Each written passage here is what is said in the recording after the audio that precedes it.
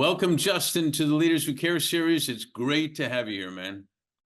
What an honor to be here. I can't wait to see where this goes. Only up, man. Only up.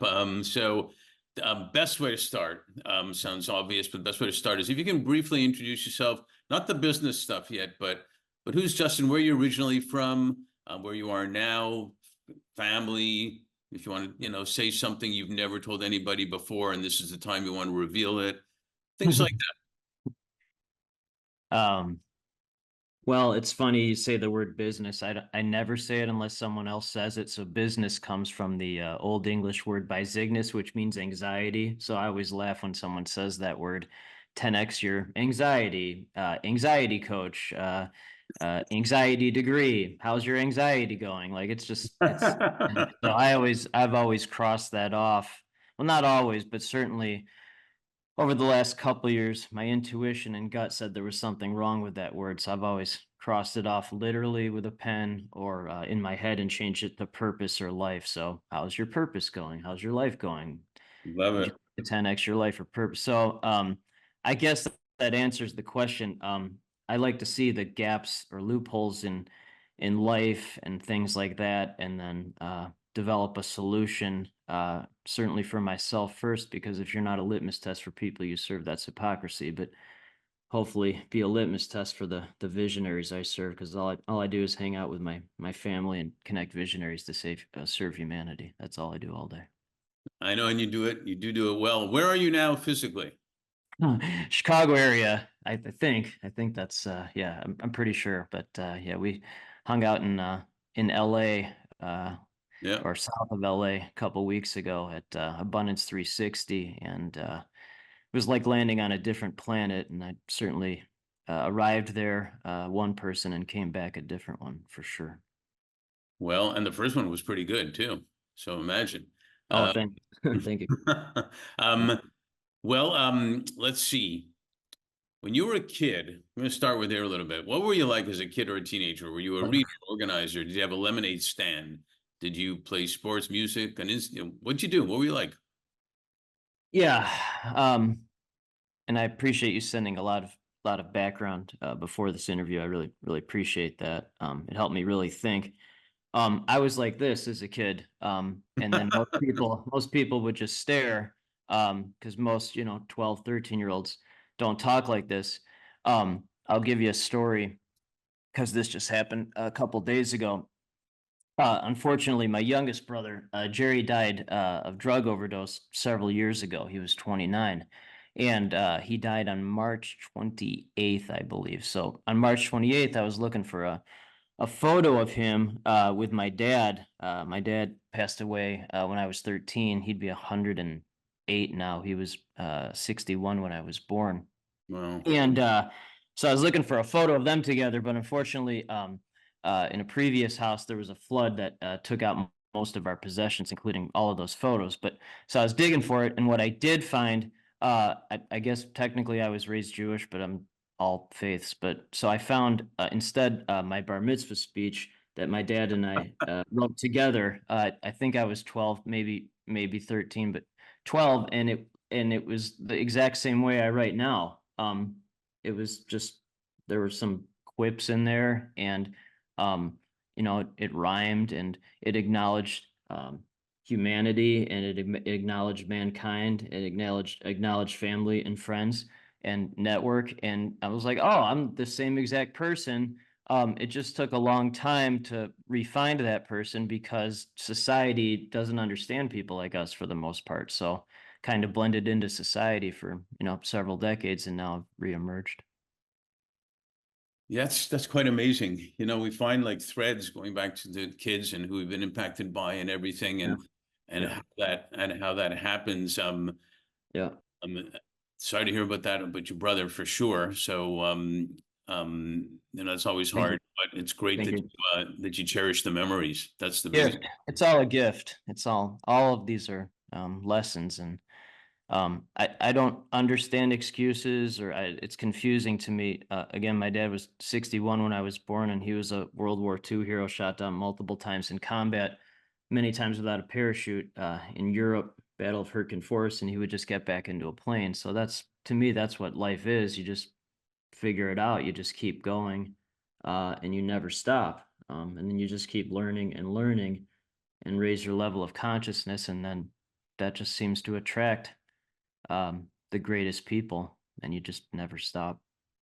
True. It's interesting, not to get too off track here. I saw Bill Maher show the other night, and he Yeah. talks. We have all these things about anxiety and separation, and this and Mm. and and all these different terms from mindfulness, and all these different terms, and depression and whatnot. It's okay Yeah. to be sad sometimes. It doesn't mean you're depressed. It's okay to be this. It doesn't have to have a category for everything.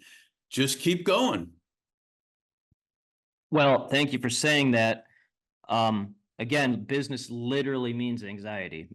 That's literally what it comes from. Sales, by the way, sale comes from the Italian word sale, which means dull and dirty. So, you learn all these words and people that are saying them and trying to do it, and it's like, well, dull, dirty, anxiety. That's probably not good. But the everything to me is a pattern. It's a pattern from loved ones or talking to the world's top visionaries all day. And then there are only four things that separate visionaries from the rest of the world. There are only four. So one is bankruptcy or potential bankruptcy, two, depression, three, highest level of anxiety you can imagine, and four, trauma as a child or young adult. So for non-visionaries, those are excuses. For visionary, figure it out. That's what visionary life actually is.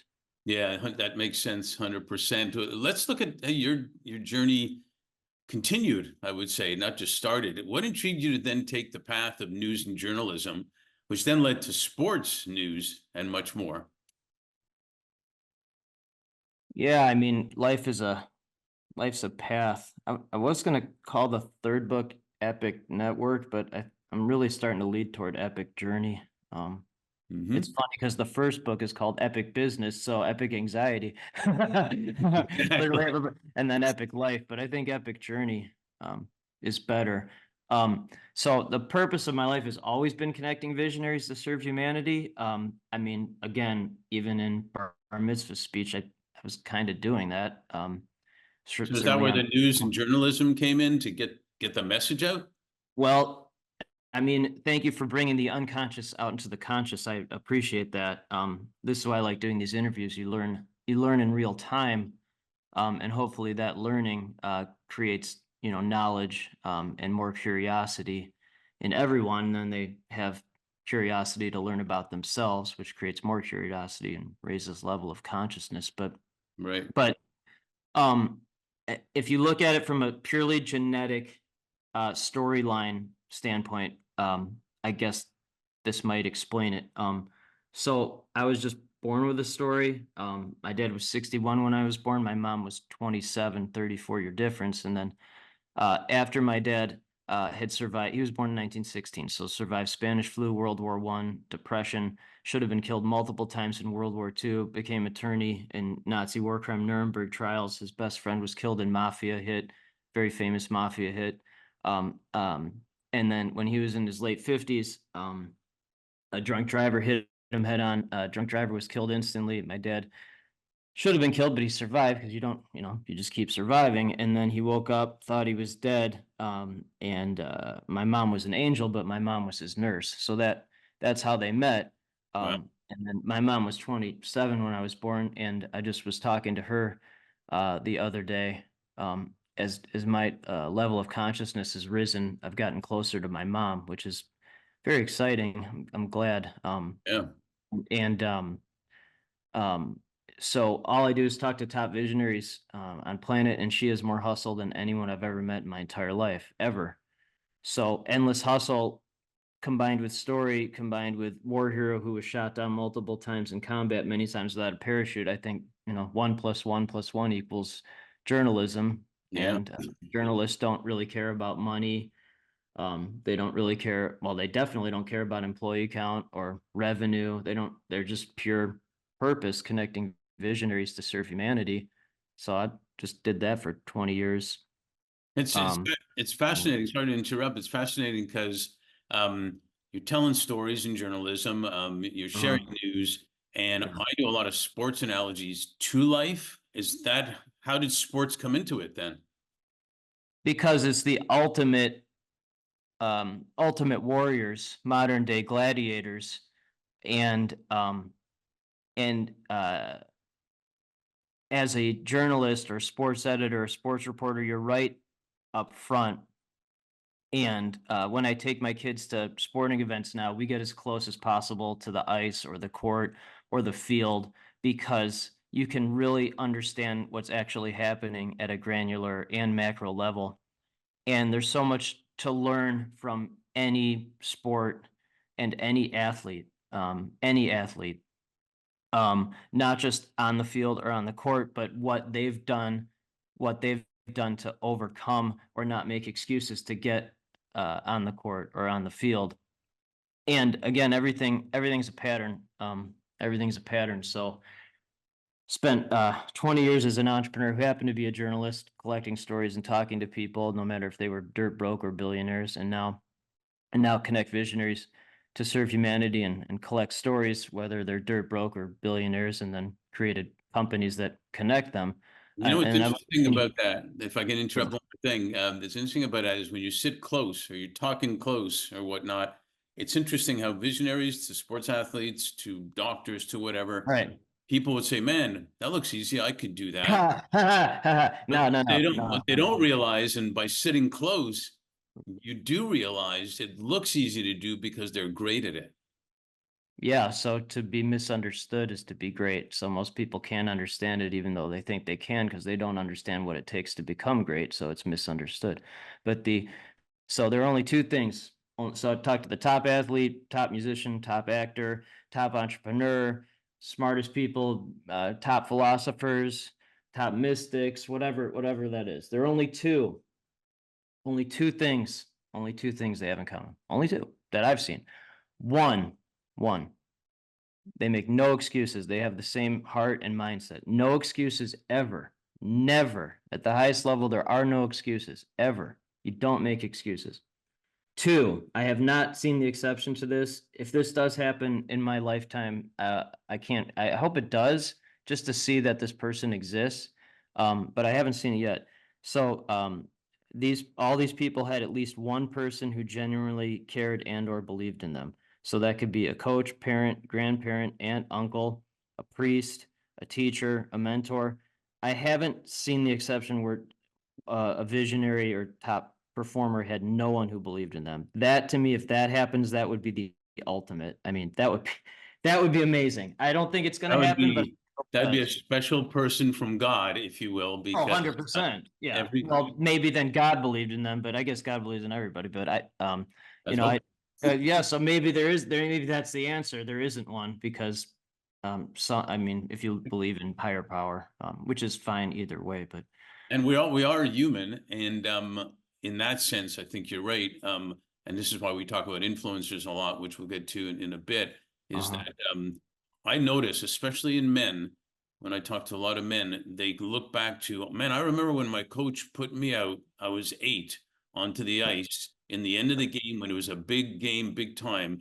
I didn't even score, but he put me on the ice, so he believed in me. And that's the one moment that's they take their whole confidence for the rest of their life. Yeah, there's still that 8-year-old. It makes sense. And then, I mean, I've had endless mentors, and then one of my good friends, who's a pure visionary, Scott Danner, says every meeting is an opportunity for mentorship. So every day I have lots of mentors, and hopefully I'm doing that too. Hopefully.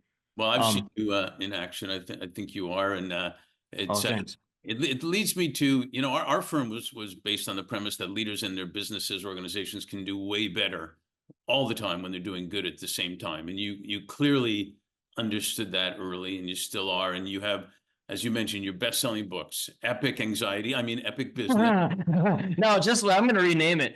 Cross it off. And then Epic Life are examples. Tell me, how did that evolve for you to write them? And can you share any insights and examples of where you saw, visionaries, entrepreneurs getting it, that economic and social impact come together for better? Oh man, tremendous. Wow, I mean, that could be a 17-hour answer, but I will say this. So, one of my favorite quotes is from Earl Nightingale, which is success is the progressive realization of a worthy ideal. Success is the progressive realization of a worthy ideal. And those books to me just represent success as the progressive realization of worthy ideal. So started first company in 2017, after job salary was cut in half, couldn't find a job. Incorporated 6 days after turning 40 with zero B word background, zero anxiety background. And then over 6 weeks after 6 weeks working full time at half salary, reached out to 5,000 people to find first 5 clients. At that point, they were clients, not partners. It was different, but Right. got fifth client 6 weeks later, resigned next day, and then article in the Chicago papers came out. I'd started my own firm, but that was just to start the first company.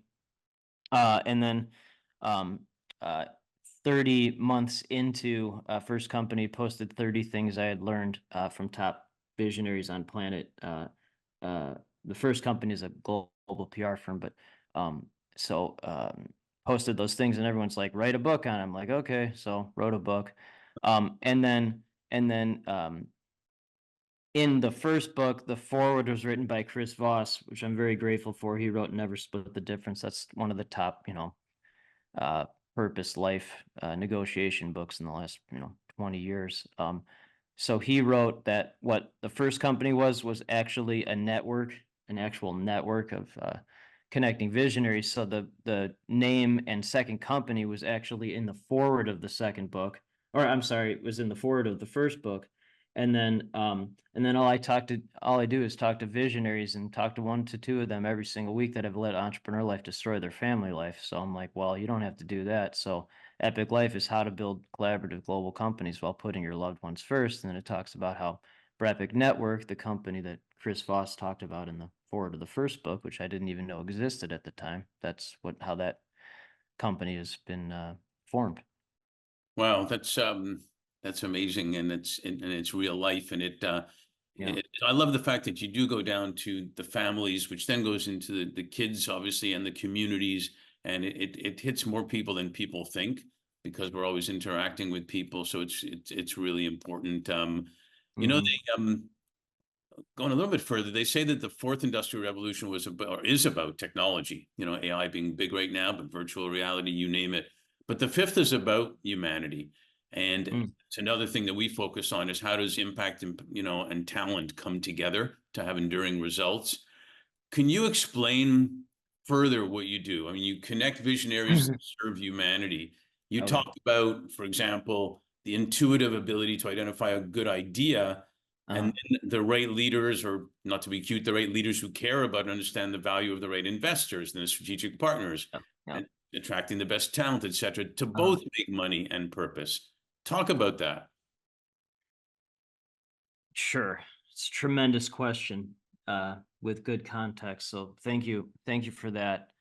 Um, so uh companies to me are just extensions of purpose. They're not B words. They're just not to me. They're just extensions of purpose. So second company, which is called Brepic Network, um, uh, my family, we're in Chicago area. My partner's in San Francisco. He does 8 and 9 figure deals all day, and he's an empath, which makes absolutely no sense, but that's just how it is. And then my wife is the COO. She's a pure harmony integrator pediatrician. Nice. And so I'll give you the kind of the 5 baselines. So we have a 3 to 4 monthly Zoom meetings. We have in-person events. We're about to have our own TV channel just for visionaries, our members with 35 million reach. We're starting an MBA program that's with one of our members started it. She's the former global head of entrepreneurs organization. So she and her partner started an MBA program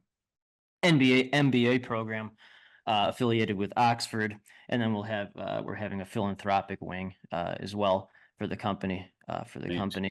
And then our members, they're all visionaries. None of them make excuses. Most of them are very very wealthy. I'll give you, without being too specific, one of our newest members owns the most expensive house in the country that he lives in. And then he doesn't really care about that. He just wants to be around visionaries. And then one of our other members is one of the top VC raisers for women purpose-driven companies in the United States. Only 2% of VC is controlled by women, which to me is the number one problem in the world. That 98% is controlled by men. Yep. I think when that is just fixed, I think a lot of things will be fixed. So anyway, she's one of the top on planet, really.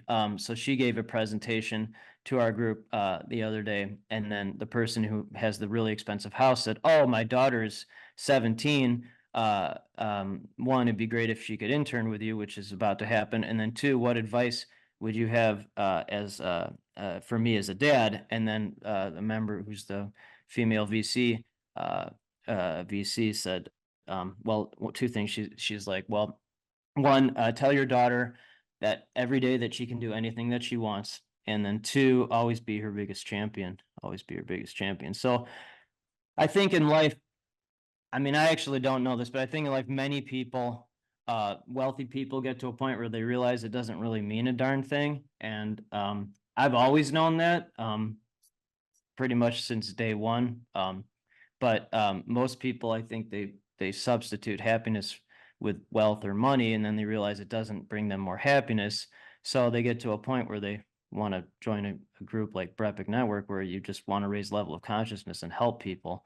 Right. And then they have the capital to do it. So I know that was a long-winded answer, but like, you know, Not- another one of our new members, he had a stroke. He had a stroke and it made him smarter. So one of our other members helped him come up with a company name called Stroke of Genius. So, but that's the type of, I mean, I invest a lot of money to be in top rooms on the planet. There's nothing, this is the highest level of consciousness room by far.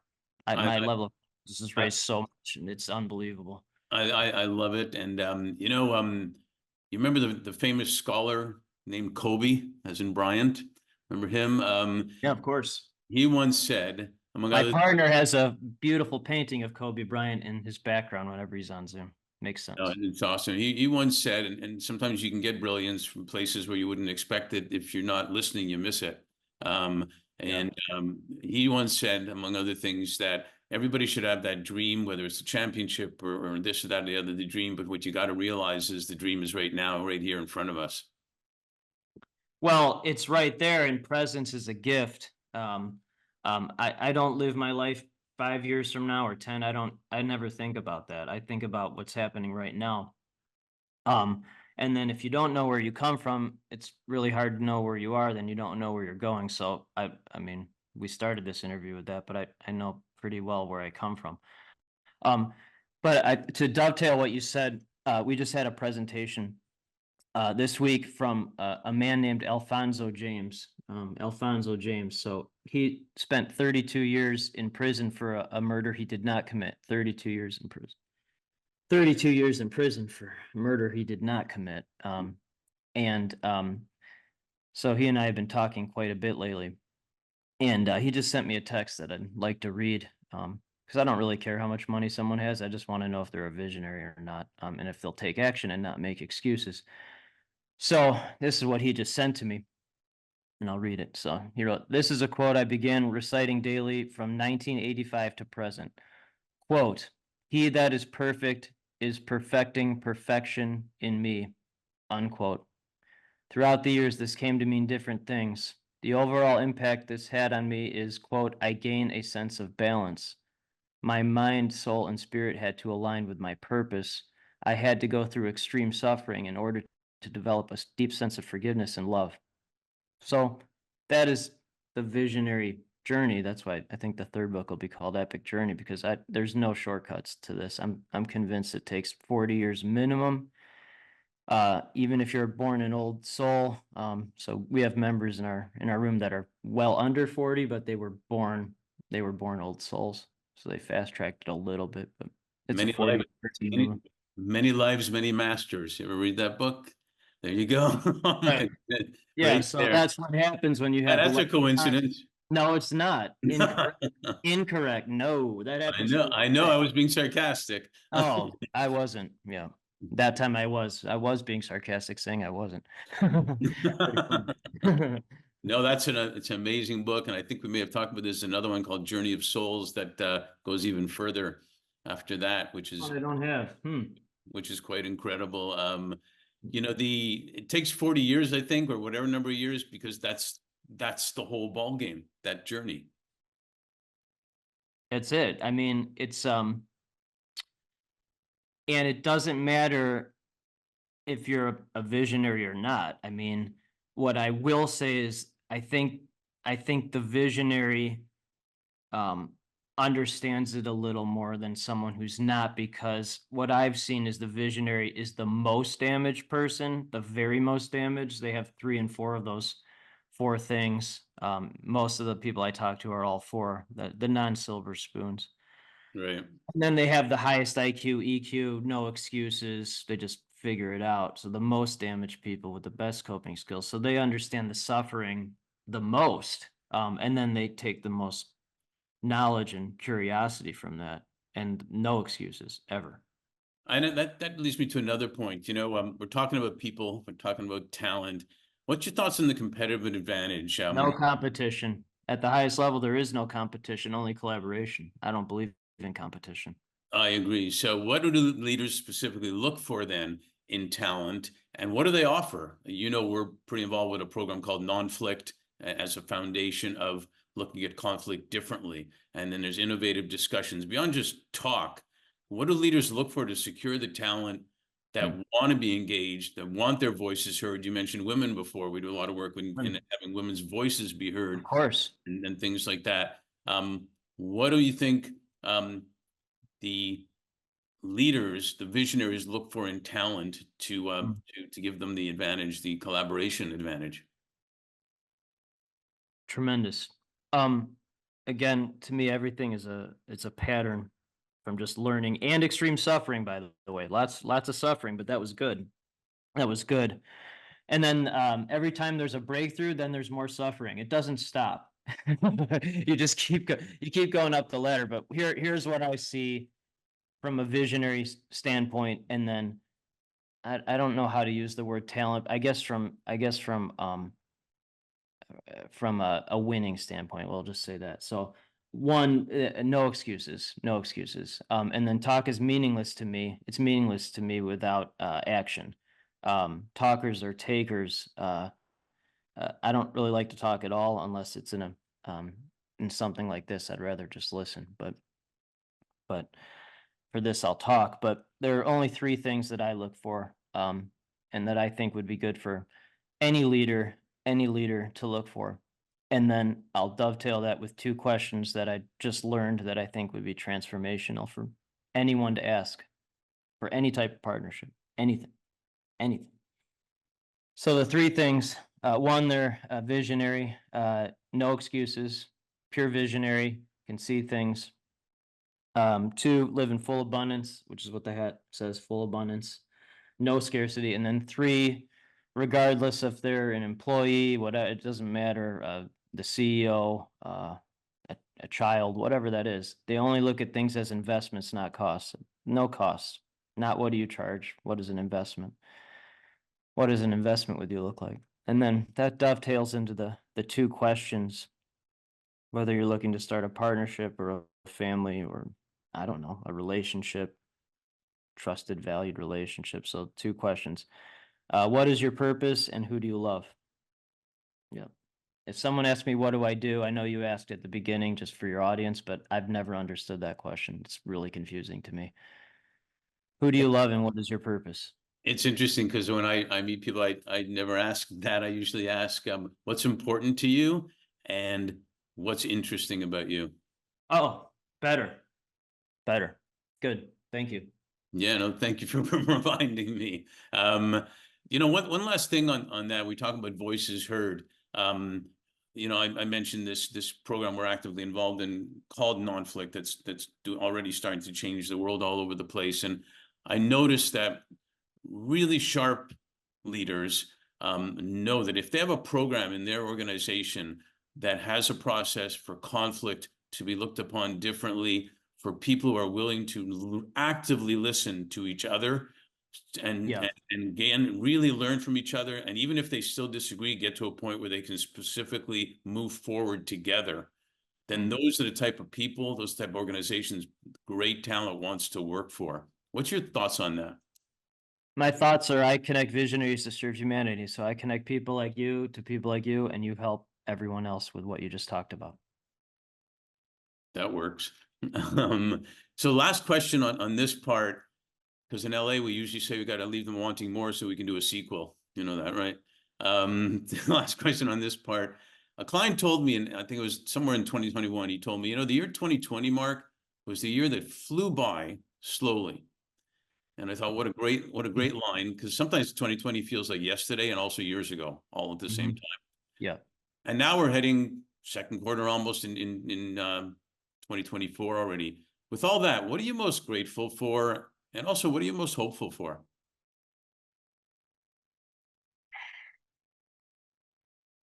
Thank you for asking that.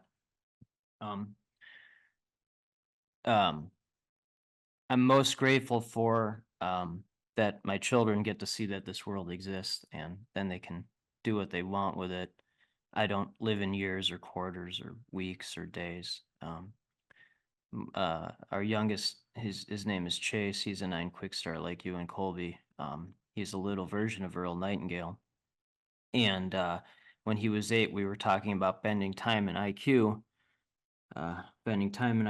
And then he provided the best definition of life that I've ever heard still. So he said life is, he considers life one long great day.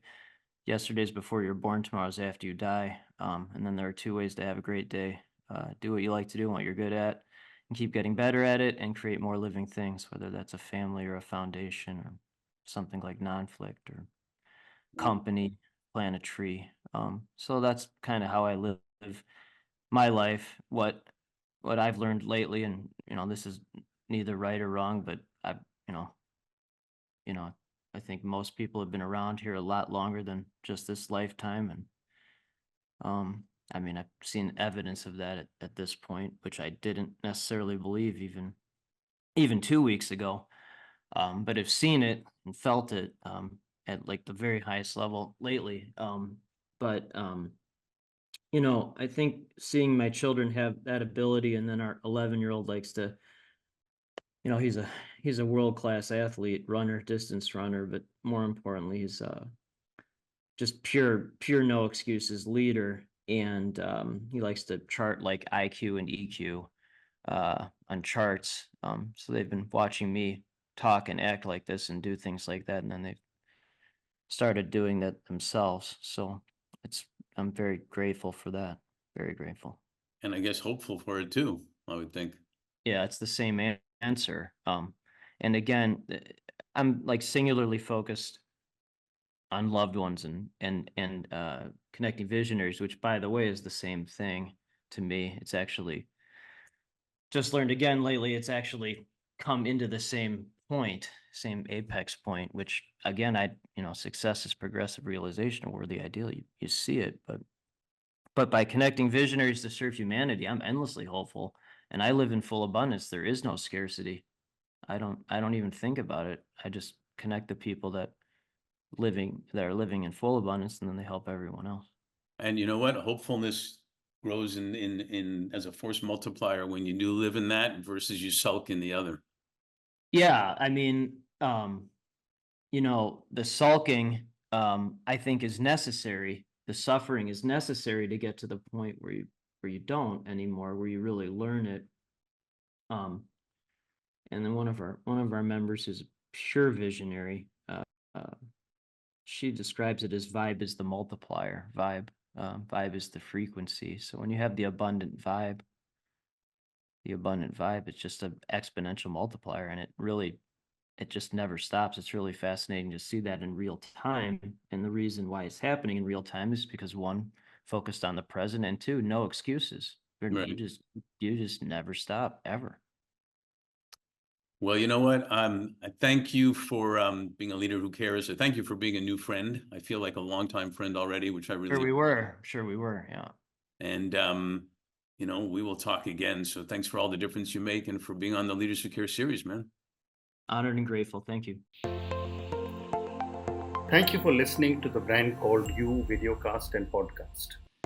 platform that brings you knowledge, experience, and wisdom of hundreds of successful individuals from around the world. Do visit our website www.tbcy.in to watch and listen to the stories of many more individuals.